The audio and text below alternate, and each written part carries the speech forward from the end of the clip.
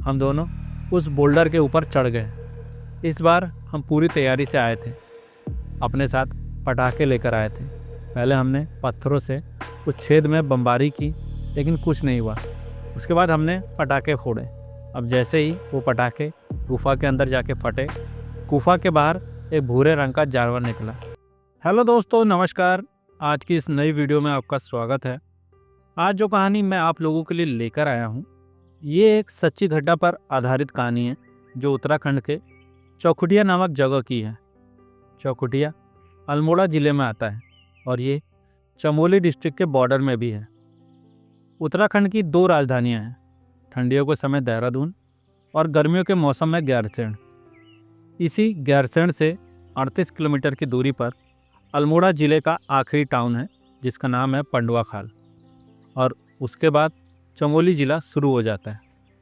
बलजीत सिंह अपनी किताब में लिखते हैं कि अक्टूबर 2009 में अल्मोड़ा के डीएफओ ने हमें कॉल किया और कहा मुझसे जितना जल्दी हो सके उतना जल्दी मिलो। उन्होंने हमें ज़्यादा कुछ नहीं बताया, लेकिन उनकी घबराहट से मैंने वहाँ के हालात समझ लिए थे। हम जल्दी से जल्दी अल्मोड़ा पहुँचे और जब डीएफओ से मुलाकात की तो उन्होंने कहा अल्मोड़ा के चौखुटिया इलाके में एक मैन ईटर पिछले 3 सालों से वारदातों को अंजाम दे रहा है। लोकल शिकारियों को वहाँ ड्यूटी पर लगाया गया था। उन्होंने 3 निर्दोष लेपर्ड मार दिए थे, लेकिन वो आदमखोर आज भी लोगों को मार रहा है। अब लोकल लोग बहुत ज़्यादा आक्रोशित हो चुके हैं। वो धरना प्रदर्शन कर रहे हैं। बात केवल धरना प्रदर्शन की नहीं है। उन्होंने कुछ फॉरेस्ट ऑफिशियल्स पकड़ लिए, उन्हें कमरे में बंद भी कर दिया था। उनकी मांग थी कि सीनियर फॉरेस्ट ऑफिसर्स वहाँ पर आएं, उनके धरने को देखें और उनकी मांगों को सुनें। जब उन्होंने ऐसा किया तो अल्मोड़ा के डीएम वहाँ पर पहुँच गए, उनकी मांगें सुनी और उन्हें वादा किया कि 10 दिनों के अंदर उस आदमखोर को मार गिराया जाएगा। अब यही कारण था कि डीएफओ ने हमें जल्दी से जल्दी वहाँ बुलाया था। अब डीएफओ ने कहा कि 10 दिन में कैसे भी करके उस दुर्दांत जानवर को मार दीजिए, नहीं तो लोग फिर आक्रोशित हो जाएंगे। हमने डीएफओ से वादा किया कि हमसे जितना हो पाएगा हम उससे बेहतर करने की कोशिश करेंगे। उसके बाद हम सभी चौखुटिया की तरफ निकल पड़े। चौखुटिया फॉरेस्ट रेस्ट हाउस हम लोगों के लिए पहले से ही रिजर्व कर दिया गया था। जैसे ही हम लोग वहाँ पर पहुँचे, लेपर्ड ने अपनी उपस्थिति दर्ज कराते हुए एक बार फिर से एक 4 साल की लड़की को मार दिया। उस जगह का नाम था सिमली खेत। ये स्थान चौखुटिया के बहुत नज़दीक था। घटनाक्रम पता करने पर मालूम हुआ कि शाम के 6 बज रहे थे। माँ कमरे के अंदर बिस्तर लगाने की तैयारी कर रही थी। बच्ची उसके पास में ही थी। घर के बाकी सदस्य डिनर बनाने की तैयारी में लगे थे। महिला का पति घर पर नहीं था। महिला की पीठ दरवाजे की तरफ थी। 4 साल की बच्ची खेल रही थी। बच्ची माँ से केवल 2 फीट की दूरी पर थी। अचानक माँ ने कुछ सामान गिरने की आवाज़ सुनी। अब माँ को लगा कि ज़रूर बच्ची ने कुछ सामान गिरा दिया है। वो बच्ची की तरफ मुड़ी, ये देखने के लिए कि उसने क्या गिराया है। बच्ची वहाँ पर नहीं थी। दरवाजे से भागते हुए लेपर्ड का पिछला हिस्सा उसे दिखाई दिया। अब माँ को ये माजरा समझने में देर नहीं लगी कि इस इलाके में जो नरभक्षी तेंदुआ घूम रहा था वही उसकी बच्ची को उठाकर ले जा रहा है। वो फ़ौरन ज़ोर से चिल्लाई और उस नरभक्षी तेंदुए के पीछे भागी। उनके घर के आगे बहुत गहरा गड्ढा सा था। मैनीटर उसकी बच्ची को मुंह में दबा के उसमें कूद गया। अब उसके पीछे पीछे माँ भी उस गड्ढे में कूद गई। वो बेचारी माँ, जो कि इस समय प्रेग्नेंट भी थी, उसने ये भी नहीं सोचा कि इतनी ऊंचाई से कूदने के बाद उसका क्या होगा। उसे काफ़ी गंभीर चोटें लगी। उसे हॉस्पिटल में एडमिट करना पड़ा, लेकिन वो माँ अपनी बच्ची को नहीं बचा सकी। वो महिला गंभीर रूप से घायल थी। उस महिला की आवाज़ सुनकर आस पड़ोस के लोग भी इकट्ठा हो गए और उन्हें महिला से सारा माजरा सुनने को मिला। वो लोग उस बच्ची को ढूंढने के लिए निकल गए। मैनीटर बहुत ज़्यादा चालाक हो चुका था, क्योंकि वो लगातार 3 सालों से एक्टिव था। उसे मालूम था कि ऐसी घटना करने के बाद लोग उसके पीछे आते हैं। 2 घंटे की मेहनत मशक्क़त के बाद उस बच्ची की डेड बॉडी मिल गई, लेकिन जो बॉडी मिली वो देखने लायक नहीं थी। मैनीटर ने लगभग उसे पूरा ही खा लिया था। मैनीटर जब गड्ढे में कूदा तब वो आसानी से गड्ढे में से बाहर निकल गया था, लेकिन वो महिला गड्ढे में ही फंसी रह गई थी। गड्ढे से निकलने के बाद लेपर्ड घर के सामने से एक लंबा चक्कर काट के घर के पीछे की तरफ चला गया और उस लड़की की बॉडी को लेकर एक पेड़ के ऊपर चढ़ गया। यानी कि वो उस लड़की को पेड़ पर ही खा रहा था और घर के सामने की तरफ वो लोग जो बॉडी को ढूंढ रहे थे उनकी तरफ भी देख रहा था। मैनेटर सोच रहा था कि तुम लोग मुझे वहाँ ढूंढ रहे हो और मैं तुम्हारा इंतज़ार यहाँ पीछे कर रहा हूँ। लड़की का जो बचा कुचा हिस्सा था वो था उसका सर और उसके बाल। सर पेड़ के नीचे ज़मीन के पास गिरा हुआ था, बाल पेड़ के तने में अटके थे। यानी कि मैनेटर ने लड़की को पूरा ही खा लिया था। जब हम लोग इंक्वायरी करने पहुँचे तो बच्ची की माँ हॉस्पिटल से वापस आ चुकी थी, लेकिन हमारे सवालों का जवाब देने की स्थिति में नहीं थी। वो हर वक्त रो रही थी और बहुत गहरे सदमे में थी। हम लोग उस स्पॉट पर गए जिस पेड़ पर बच्ची को आदमखोर ने खाया था। वहाँ पर हमें मैनेटर के पैरों के निशान मिल गए। ये बड़ी ही इम्पोर्टेंट बात थी क्योंकि फॉरेस्ट डिपार्टमेंट ने हमें लेपर्ड के पैरों के निशान के सैंपल नहीं दिए थे। उनका कहना था पहाड़ी इलाका है, पगमार्क मिलते ही नहीं हैं।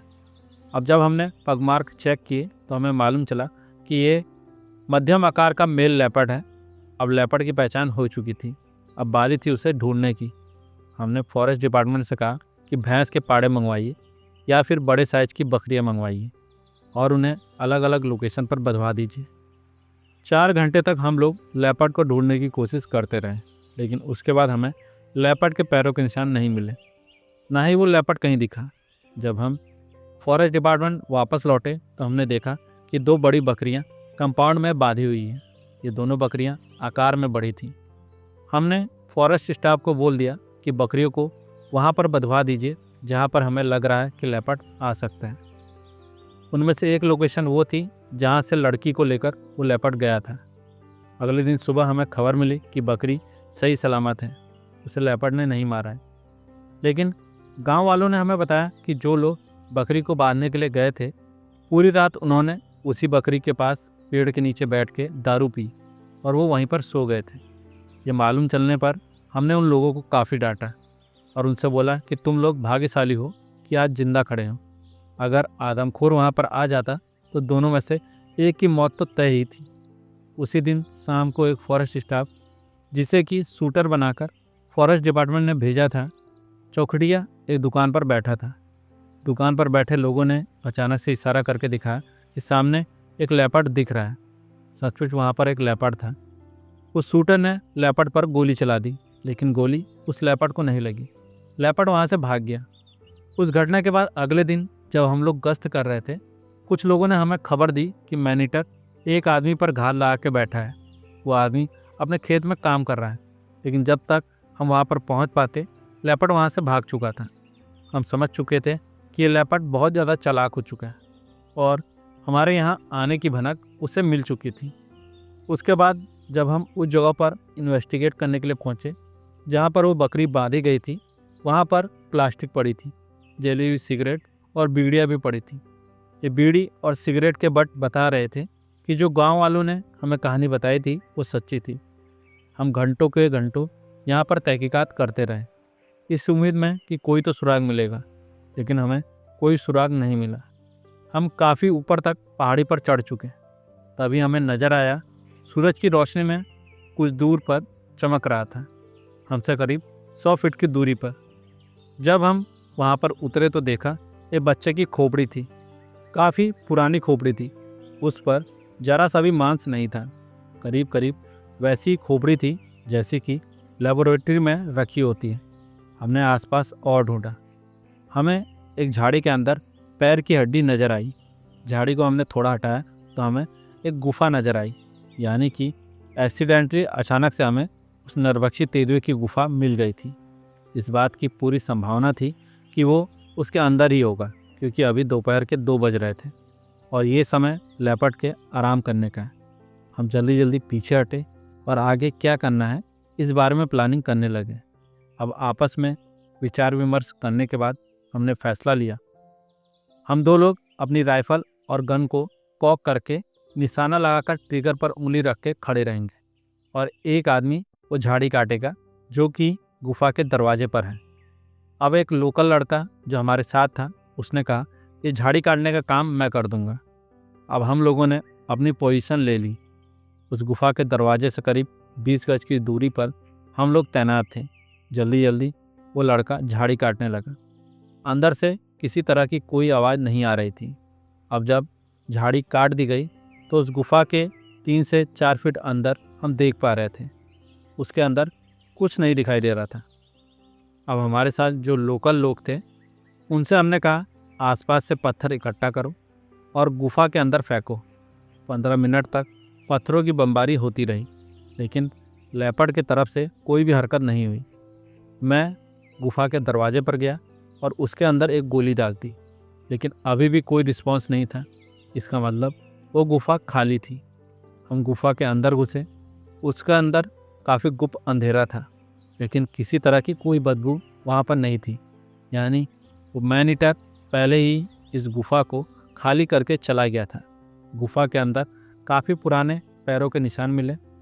हमने वो पूरा इलाका छान मारा, लेकिन फिर कुछ नहीं मिला। हमें लेपर्ड का पुराना अड्डा मिला था। अब बारी थी उसके नए ठिकाने को ढूंढने की। अब सवाल ये उठता है कि जब गांव वाले लड़की की बॉडी को ढूंढने के लिए आए थे, उन्होंने देखा था कि मैनीटर इस दिशा में भागा है, तो अब उस लेपर्ड की गुफा पहाड़ी के इसी साइड होनी चाहिए। दूसरी गुफा भी बहुत ज़्यादा दूर नहीं होगी, क्योंकि लेपर्ड इधर ही भागा है। काफ़ी देर ढूंढते ढूंढते जब शाम हो गई और हमें लगा अब काफ़ी देर हो रही है, रात आने वाली है और वो टाइम आने वाला है जब हम उस लेपर्ड को स्पॉटलाइट मार के ढूंढेंगे, तो हमने डिसाइड किया कि गुफा ढूंढने का काम कल पर छोड़ते हैं। अब हमने अपने जीप की तरफ चलना शुरू किया, जिसे कि हमने पहाड़ी के नीचे वाली रोड पर खड़ा किया था। अब बूंदाबांदी शुरू हो चुकी थी और जब तक हम आधे रास्ते तक पहुँचे, झमाझम बारिश होने लगी। अब जिस कच्चे रास्ते पर हम चल रहे थे वो बहुत ही सकरा था। बरसते पानी में चलना बड़ा मुश्किल हो रहा था, क्योंकि वहाँ पर बहुत ज़्यादा फिसलन थी और हमारे हाथ में हमारी राइफ़ल भी थी। उस फुटपाथ के एक तरफ ऊंची पहाड़ी थी और एक तरफ 300 फीट गहरी खाई थी। कई बार तो बैलेंस बनाने के लिए हमें अपने चारों पैरों पर चलना पड़ रहा था, यानी कि 2 पैर 2 हाथ। हमारे साथ एक पहाड़ी भी चल रहा था, जिसने कि बाथरूम स्लीपर्स पहनी थी। अचानक से वो स्लिप कर गया, 10 से 15 फीट नीचे गया और एक छिपकली की तरह झाड़ी पकड़ के चिपक गया। हमारी टीम के एक दूसरे साथी ने उसे कैसे भी बाहर निकाला। इसके अलावा उस दिन कुछ बुरा नहीं हुआ और हम अपनी जीप पर सुरक्षित पहुंच गए, लेकिन जीप तक पहुंचने में हमें 2 घंटे लग गए थे। हम इतनी बुरी तरह से थक गए, ऐसा लग रहा था पूरे दिन से हम बस चलते रहे हैं। जब हम गांव आ गए तो वो जो बच्चे की खोपड़ी हमें मिली थी, उसके बारे में हमने इंक्वायरी की कि ये बच्चा किसका और कब मारा गया था, लेकिन इस बच्चे के बारे में किसी को कुछ पता नहीं था। अब क्योंकि मैनीटर 3 साल से वारदात कर रहा था, इसलिए लोगों को याद नहीं था कि कभी किसी की बॉडी ना मिली हो। अब क्योंकि मैनीटर चमोली और अल्मोड़ा के बॉर्डर पर वारदात कर रहा था, इस बात की भी संभावना थी ये बच्चे जिनकी खोपड़ियाँ हमें मिली थी वो चमोली डिस्ट्रिक्ट के हों और इनकी खबर अल्मोड़ा में रिपोर्ट ना की गई हो। इन दिनों हम बहुत कम सो रहे थे, बहुत ज़्यादा थक रहे थे, क्योंकि हम दिन रात काम कर रहे थे। हम अपना काम उसी डेडलाइन के भीतर पूरा करना चाहते थे जो कि डीएम ने गांव वालों को दी थी। दिन में उस आदमखोर को पैदल चलकर ढूंढते थे और रात में स्पॉटलाइट से गाड़ी में बैठ के इस उम्मीद के साथ कि कभी रास्ता क्रॉस करते हुए वो लेपर्ड दिख जाएगा। 3 दिन से लगातार बारिश हो रही थी, जरा भी नहीं रुक रही थी। हम फॉरेस्ट रेस्ट हाउस में ही बंद थे। हमारी पार्टी के 3 लोग ये टेंशन और ये थकावट बर्दाश्त नहीं कर पा रहे थे, तो उन्होंने मुझसे कहा कि भैया हम तो वापस जा रहे हैं। अब 5 में से हम 2 ही लोग बचे थे। चौथे दिन बारिश रुक गई, सूरज बाहर निकल आया। ये दिन खुला हुआ था, धूप थी। फौरन हमने अपना सर्च अभियान शुरू किया। हम सिमली खेत पहुंच गए, जहां से हमें खबर मिली थी कि मैनीटर ने एक वाइल्ड बोर का पीछा किया और उसे मार भी दिया है। रास्ते में चलते हुए हमने सोचा कि ईश्वर ने हमें ये मौका दिया है, वहाँ पर एक मचान या फिर एक छिपने की जगह बनाते हैं। हमें मालूम था कि वाइल्ड बोर लेपर्ड का पसंदीदा शिकार होते हैं। वो पक्का वो बचा हुआ शिकार खाने के लिए ज़रूर आएगा और हमारे हत्थे चढ़ जाएगा। जब हम लोग घटना स्थल पर पहुँचे तो हमें बड़ा अफसोस हुआ ये जान के कि वहाँ पर कोई मारा गया जंगली सूअर नहीं था, केवल मुड़ी हुई पत्तियाँ थी और बहुत सारा खून पड़ा हुआ था। हमें मालूम चला कि उस मरे हुए सूअर को गांव वाले खुद उठाकर ले गए थे अपने खाने के लिए। अब उन गांव वालों ने एक बार भी नहीं सोचा, इतना अच्छा मौका हमारे पास था उस आदमखोर को मारने के लिए जो उन्हें 3 सालों से परेशान कर रहा था। हम लोग उस जगह से बाहर निकले। हम बड़े ही उदास थे, बड़े ही मायूस थे। अब हम डिस्कस कर रहे थे कि आगे क्या करना चाहिए। जब हम ये डिस्कशन कर रहे थे, मेरे दिमाग में एक आइडिया आया कि हालांकि जंगली सूअर को तो गांव वालों ने हटा लिया है, ये बात गांव वाले जानते हैं, हम जानते हैं, लेकिन ये बात लेपर्ड अभी तक नहीं जानता है। हमने डिसाइड किया कि हम वहाँ पर एक जिंदा भेड़ को भी बंधवा देंगे और वहीं पर बैठेंगे।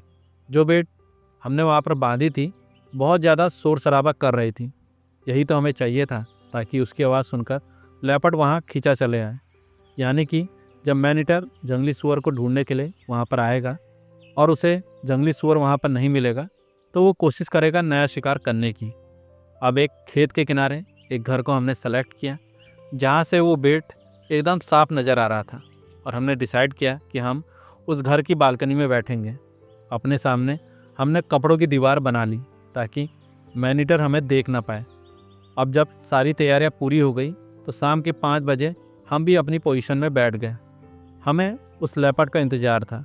बकरी पहले तो मिमियाती रही, उसके बाद वो बैठ गई और वो घास चबाने लगी।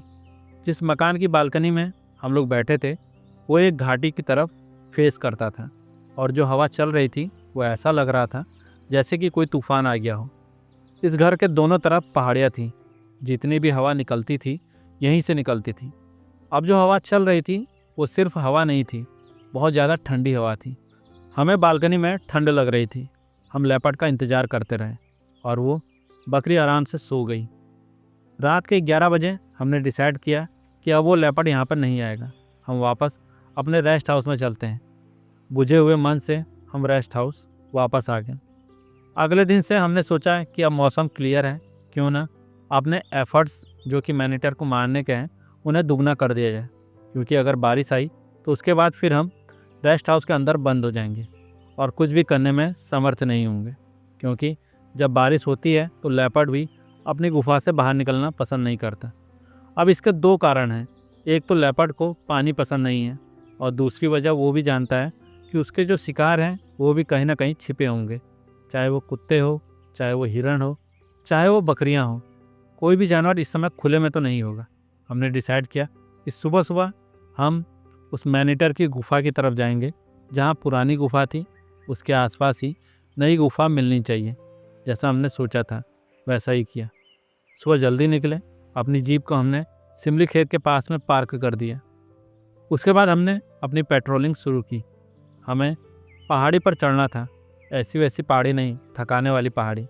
लगभग 1.5 घंटे के बाद हम उस जगह पर पहुंच गए जहां हमने डिसाइड किया था कि हम उस मैनीटर की गुफा को ढूंढेंगे। हालांकि उसके पहले जब हम गुफा को ढूंढ रहे थे तो हम पहाड़ी के नीचे ढूंढ रहे थे। हम 3 घंटे तक ढूंढते रहे। जहाँ जहाँ हमारी सोच जा सकती थी वहाँ वहाँ हम गए, लेकिन हमारे सारे प्रयास विफल हुए। गुफा नहीं मिली। लंच टाइम हो रहा था। हमें भूख भी बहुत ज़्यादा लग रही थी। लंच हम लोग अपने साथ लेके आए थे। हम एक जगह लंच करने के लिए बैठ गए। छाया में बैठकर हम लोगों ने अपने टिफ़िन बॉक्स खोले। तभी हमारे साथ का एक लड़का जो कि सुबह से हमारे साथ घूम रहा था थोड़ा आगे पीछे निकल गया। तभी हमने अचानक से उसकी चीख की आवाज़ सुनी। हम उसकी तरफ भागे, लेकिन वो हमारी तरफ भागता वही आ रहा था। ऐसा लग रहा था कोई खरगोश दौड़ के आ रहा हो। अब जब वो आया उसने बताया कि एक झाड़ी मुझे हिलती हुई नज़र आई थी और मैंने देखा मैनीटर एक गुफा के अंदर जा रहा है। ये सुनकर हम अपना खाना भूल गए। फ़ौरन अपनी राइफ़ल उठाई और उस लड़के के पीछे भागे। वहाँ पर हमने देखा एक झाड़ी थी और एक छोटा सा छेद था। उस छेद के ऊपर एक बहुत बड़ा पत्थर था। हम दोनों उस बोल्डर के ऊपर चढ़ गए। इस बार हम पूरी तैयारी से आए थे। अपने साथ पटाखे लेकर आए थे। पहले हमने पत्थरों से उस छेद में बमबारी की, लेकिन कुछ नहीं हुआ। उसके बाद हमने पटाखे फोड़े। अब जैसे ही वो पटाखे गुफा के अंदर जाके फटे, गुफा के बाहर एक भूरे रंग का जानवर निकला। हमने गोली चलाते चलाते अपने आप को रोक लिया था, क्योंकि ये मैनीटर नहीं था, ये एक तरह की जंगली बिल्ली थी। हम उसे ठीक से नहीं देख पाए क्योंकि वो गोली की रफ्तार से निकल गई थी, लेकिन ये दिखा कि वो बिल्ली ही थी। अब हमारा उत्साह, हमारी सारी उत्तेजना खत्म हो चुकी थी। मुंह लटकाए हम वापस लौट आए। हमने अपना दिन का खाना खाया और फिर कुछ देर आराम किया। आराम करते करते डिस्कशन किया कि भाई अब आगे क्या करना है। अब अंधेरा हो चला था, शाम के 6 बजने को थे। हमने सोचा रेस्ट हाउस जाकर कोई फ़ायदा नहीं है, जीप में स्पॉटलाइट है, चलो स्पॉटलाइट से रात को उस आदमखोर को ढूंढते हैं। हम पांडवा खाल की तरफ बढ़ चले, जो कि उस मैनीटर के इलाके की सरहद थी और अल्मोड़ा ज़िले की भी सरहद थी। पांडवा खाल जाने के 4 किलोमीटर पहले हमें अपने आप से 30 से 40 गज की दूरी पर 2 आंखें चमकती हुई दिखी। अब जैसे ही हमारी रोशनी उस पर पड़ी, उस जानवर ने अपने आप को पीछे छिपा लिया, लेकिन वो जानवर वहाँ से भागा नहीं। अब क्योंकि जिस झाड़ी के पीछे वो छिपा था उसके आसपास कोई दूसरी झाड़ी नहीं थी, यानी अगर लेपर्ड भागता भी तो हमारे पास उसे गोली मारने के लिए पर्याप्त समय होता। मैं रुक गया, लेकिन मैंने गोली नहीं चलाई क्योंकि मेरी अंतरात्मा ये कह रही थी कि ये मैनीटर नहीं है। हम काफ़ी देर तक वहीं खड़े रहे। हम दोनों के हाथ में थमी राइफल के निशाने उसी तरफ लगे हुए थे, लेकिन वो जानवर बाहर नहीं निकल रहा था। लेकिन बीच बीच में उसकी आंखें चमक रही थी। तो जो पहाड़ी लड़का हमारे साथ था उससे हमने कहा उस झाड़ी में पत्थर फेंको। अब जब झाड़ी के बीचों बीच में एक पत्थर आकर गिरा तो लेपर्ड बिना किसी चिंता के खड़ा हो गया। मैंने अपने दोस्त से कहा निशाना लगा। मैंने भी उसके कंधे पर निशाना लगाया, लेकिन अगले ही झटके में वो गायब हो गया। लेकिन जब वो गायब हो रहा था हमने देख लिया था कि ये एक फीमेल लेपर्ड थी, और ये बात तो हम जानते ही थे कि मैनीटर मेल था, इसलिए ये तेंदुआ आदमखोर तेंदुआ नहीं था। हम सच कहे तो मन से हिम्मत हार चुके थे। पिछले 9 दिनों से हम मैनीटर के पीछे घूम रहे थे और उन 9 दिनों में से 5 दिन बारिश ने ख़राब कर दिए थे। अब दीपावली नज़दीक आ रही थी। फॉरेस्ट स्टाफ चाहते थे कि इस आदमखोर को जल्द से जल्द मार दिया जाए, क्योंकि वो सब दीपावली की छुट्टी में अपने घर जाना चाहते थे। अगर लेपर्ड नहीं मारा गया तो सबकी छुट्टी कैंसिल समझो। डिस्ट्रिक्ट मजिस्ट्रेट ने गांव वालों को जो डेडलाइन दी थी वो भी नज़दीक आ गई थी। हम अपने भरसक प्रयास कर रहे थे, लेकिन हमें सफलता नहीं मिल पा रही थी। शायद किसी भी अभियान में इतना ज़्यादा डेस्परेट होके हमने कभी भी कोशिश नहीं की थी। अब डीएम के कहे हुए शब्द और उसकी साख दोनों दांव पर लगे थे। हम बहुत ज़्यादा हतोत्साहित हो चुके थे। हमें कोई उम्मीद की किरण नहीं दिख रही थी। दिन भर हम पैदल उस आदमखोर को ढूंढते थे। रात को जीप में बैठकर स्पॉटलाइट लेके उसे ढूंढते थे, लेकिन नतीजा नीलबट्टा सन्नाटा। 90 दिन अब करीब करीब आधी रात हो चुकी थी। हम अपनी जीप में बैठकर गश्त लगा रहे थे। हमने पहले ही इस जगह के 2 राउंड लगा लिए थे, लेकिन तब तक हमें कोई सफलता नहीं मिली थी। रात में 11 बजे के आसपास जहां हमारी जीप नीचे ढलान में धीरे धीरे बढ़ रही थी, तभी हमें सिमली खेत की तरफ से एक लेपर्ड आता हुआ दिखा। ये लेपर्ड सड़क को पार करके दूसरी तरफ गांव में जाना चाहता था। ये गांव वही गांव था जहां इस लेपर्ड ने अपना आखिरी शिकार किया था। वो शिकार थी 4 साल की बच्ची। अब जैसे ही लेपर्ड ने हमारी गाड़ी की तेज रोशनी को देखा, उसने सड़क को पार नहीं किया, बल्कि वो सड़क के किनारे ही एक झाड़ी के अंदर घुस गया। अब उसका ये बिहेवियर देखकर मुझे ना जाने क्यों लगा कि यही आदमखोर है। जब हम लोगों ने अपनी जीप वहीं पर रोक दी, तब लेपर्ड को भी खतरे का आभास हो गया और हमें उसके नीचे जाने की आवाज़ सुनाई दी, जिसका मतलब था अब वो लेपर्ड जिस तरफ से आया था उसी तरफ वापस लौट गया था। इस जगह से हम लोग इतने दिनों में कई बार गुजरे थे, इसलिए मुझे पता था कि नीचे की तरफ बहुत सारी झाड़ियाँ हैं। अगर हम लोग वहाँ पर रुक कर नीचे की तरफ टॉर्च दिखाएं, तब भी वो लेपर्ड हमें नहीं दिखेगा, क्योंकि वहाँ पर उसके छिपने लायक बहुत सारी झाड़ियाँ हैं। वो किसी भी झाड़ी के पीछे छिप सकता है। मैंने अपने दिमाग में तुरंत एक योजना बनाई। मैंने अपनी .375 राइफ़ल को गाड़ी की सीट पर रख दिया और 12 बोर की बंदूक अपने हाथ में ले ली, जिसका मतलब था कि मैं बहुत करीब से लेपर्ड से मुकाबला करने वाला था। मैंने अपने साथी से कहकर जीप को थोड़ा आगे बढ़ा दिया ताकि उस लेपर्ड को बेवकूफ़ बनाया जा सके। लेपर्ड को ऐसा लगेगा जैसे हम लोग वहाँ से निकल गए हैं, लेकिन उसे ये नहीं पता था कि ये हमारी चाल है। थोड़ा दूर आगे जाने के बाद हमने गाड़ी को वापस मोड़ लिया और लगभग 10 मिनट इंतज़ार करने के बाद हम अपनी जीप को लेकर वापस उसी जगह पर आ गए। मैं चलती जीप में से ही गोली मारने के लिए एकदम तैयार था।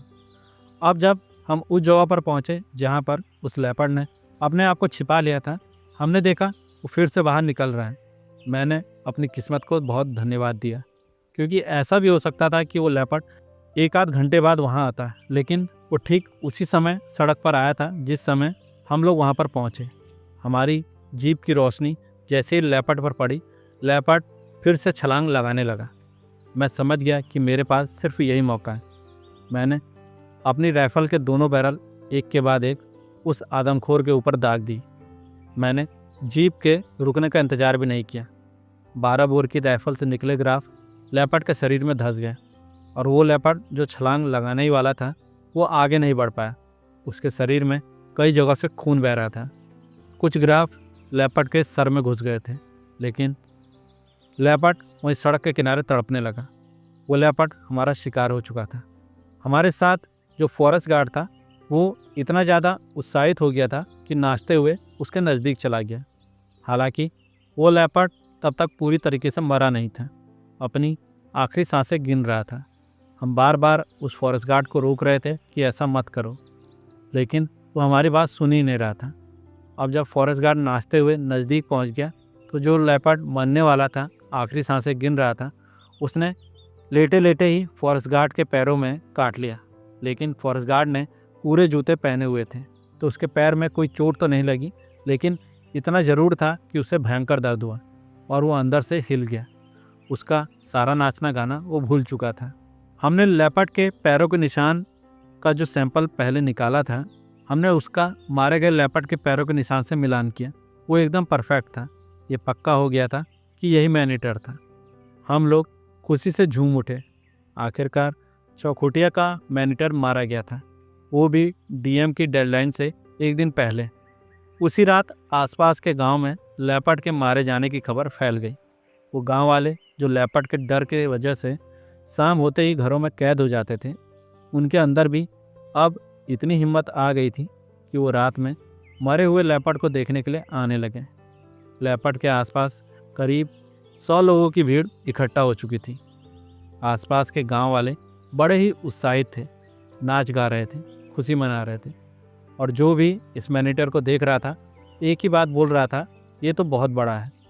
अब जब मैंने उनसे पूछा कि वो ऐसा क्यों बोल रहे हैं कि ये बहुत बड़ा है, क्योंकि ये तो एक नॉर्मल साइज का लेपर्ड है, तब उन्होंने हमें बताया कि 3 लेपर्ड जो पहले दूसरे लोकल शिकारियों ने मारे थे वो बहुत छोटे थे, करीब करीब इसके आधे थे।